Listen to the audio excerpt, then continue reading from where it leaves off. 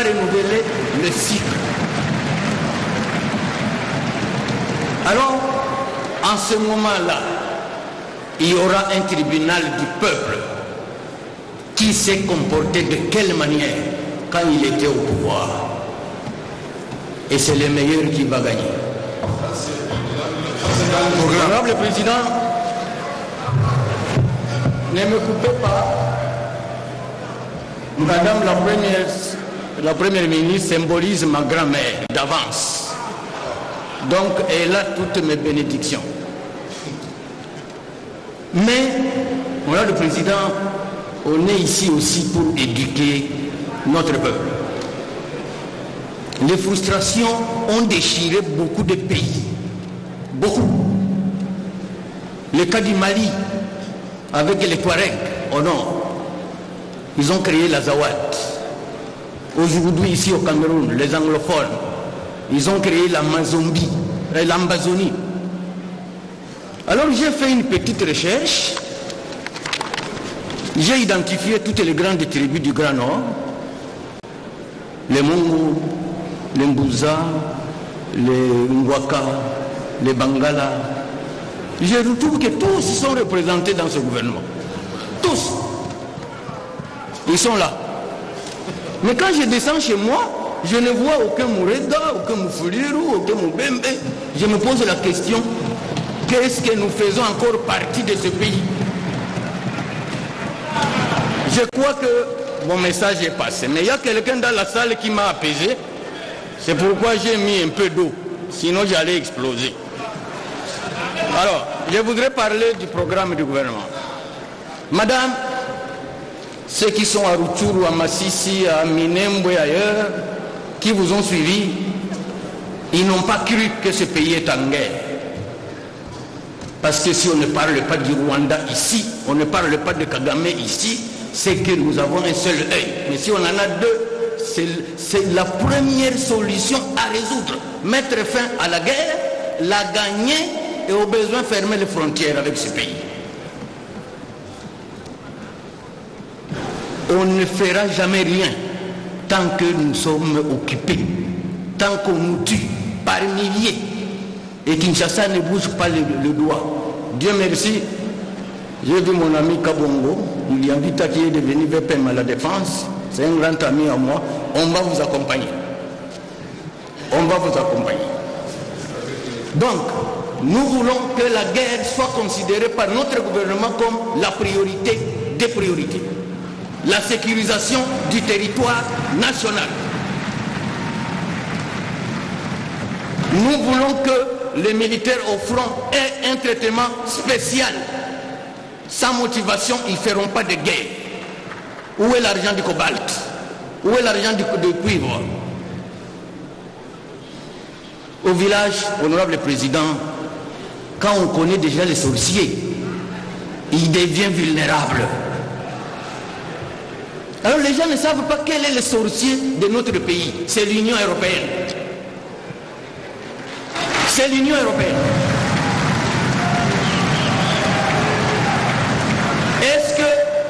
Est-ce que l'Équateur peut signer un contrat avec une organisation pour le cobalt ou le cuivre? L'Équateur a du cuivre? C'est dans le programme. Je vais y aller au président. Je dis qu'un peu, c'est ça mon rôle aussi. Donc l'Équateur ne peut pas signer un contrat du cuivre ou du cobalt. Le Kivu ne peut pas signer un contrat pour le caoutchouc.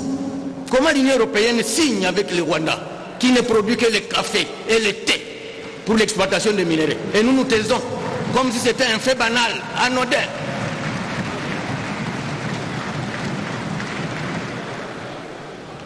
Madame la Première ministre, apaisez-vous. La grand-mère vous sécurise. Mais je voulais dire que nous devons quand même prendre certaines mesures draconiennes contre le Rwanda. Moi, je suis sous sanction de l'Union européenne. Moi, j'ai pris ça comme un acte d'héroïsme. Ce n'est pas un handicap. Nous avons le deuxième port de notre pays. C'est chez moi à Uvira, à Kalundu. Le Kenya ici, qui nous a envoyé des militaires, qui sont même dans le M23, on devait couper ces ponts-là. On devait se rattacher à l'océan Indien à partir de Dar es Salaam. Et je voudrais, quand vous allez nous répondre, pourquoi nous faisons les beaux yeux au Rwanda et à l'Union européenne? Ce n'est pas en flattant l'ennemi que vous allez dormir. Il faut le frapper fort aussi. Il faut le frapper fort. Et je voudrais ici aujourd'hui que vous veniez me dire pourquoi nous n'avons jamais fermé nos frontières avec le Rwanda, pourquoi nous n'avons jamais rompu les relations diplomatiques avec le Rwanda. Qu'est-ce qui se passe? Quelle est la complicité? J'ai reçu 2 recommandations de 2 de mes collègues qui n'ont pas eu l'occasion de prendre la parole ici, sont de l'Équateur. Une collègue me demande qu'à la page 56, sur le 6e pilier, quelques actions identifiées, et elle voulait qu'on ajoute un 3e point, mettre en œuvre la législation nationale en matière des droits des communautés dans les aires protégées. Un 2e m'a remis une recommandation, honnêteté intellectuelle oblige, que au 3e pilier, à son point 3, je crois, sur la connectivité sur les zones, sur l'axe Zongo, Libenge et la route nationale numéro 6, sur l'axe Boyabou, Gemena, Akula, Lissala, Bumba, Bunduki, c'est l'axe de la province de la Mongala. Ces routes n'ont jamais été réhabilitées. Je vous remercie, Madame la Première ministre, et je souhaite excellente investiture à votre gouvernement. Merci. Merci, exceptionnellement bref aujourd'hui. Merci, honorable Bitakwira. J'invite l'honorable Meshak Mandefu de AACPG de venir prendre la parole. J'espère que vous avez compris ma démarche. Je voudrais que les regroupements qui ont au moins un membre du gouvernement prennent la parole et puis on va encore rebondir sur l'IDPS et ensemble, et puis on donne la parole à d'autres regroupements qui n'ont pas encore parlé jusqu'à présent. Donc, à un moment donné, vous vous rendrez compte, par expérience, je vous préviens, vous vous rendrez compte que vous n'avez plus rien à dire et que nous aurons tout dit. Je voudrais que vous-même vous arriviez à cette conclusion-là à un moment donné, puisqu'il est impossible que nous ayons mis l'idée ici, dans cette salle. Vous avez la parole, honorable Meshak. Merci beaucoup, honorable président de la parole, honorable membre du bureau, honorable député, chers collègues, Excellence Madame la Première ministre, chers membres du gouvernement, je m'en vais, avant de présenter mon propos, vous féliciter parce que ce que le président de la République a exprimé au monde est exceptionnel pour notre espace. Pourquoi espace? Parce que rares des pays africains où on a trouvé les dames à avoir des responsabilités comme vous. Honorable président, honorable député, chers collègues, Excellence Madame la Première ministre, j'ai reçu la copie de votre programme depuis le samedi. J'en ai fait l'autopsie. Quelques points ont attiré mon attention. Je commence par la page 18 de votre programme. Le programme retrace les actions prioritaires afin de rendre la gestion des finances plus transparente, efficiente et redevable.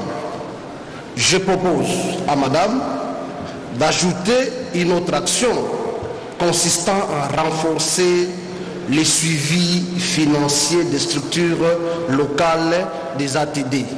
Parce que souvent on finance, mais il n'y a pas de suite. Deuxième pilier, à la page 38.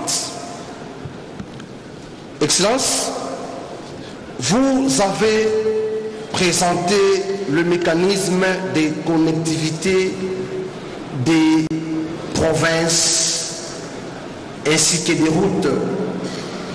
Mais quelque chose n'a pas marché dans les programmes. préfère vous le dire parce que la population centre-kassaïenne attendait la phrase route Kananga Kalambambouji. Ne pas les faire, c'est un crime qu'il faut réparer. Rappelez-vous que le président de la République, le 10 septembre 2022, il était à Kananga. Il a lancé les travaux et dans la campagne électorale, il a fait de la construction de cette route une promesse électorale. Mais quand vous prenez les rapports, vous verrez qu'il y a des millions dépensés, mais aucune suite n'a été donnée. Cette fois-ci, nous voulons que cette route soit prise en compte par votre programme. Parce que sur le plan économique, cette route va apporter sur le plan économique beaucoup de revenus. Certains de nos frères qui ont la capacité de faire certaines activités économiques, ils doivent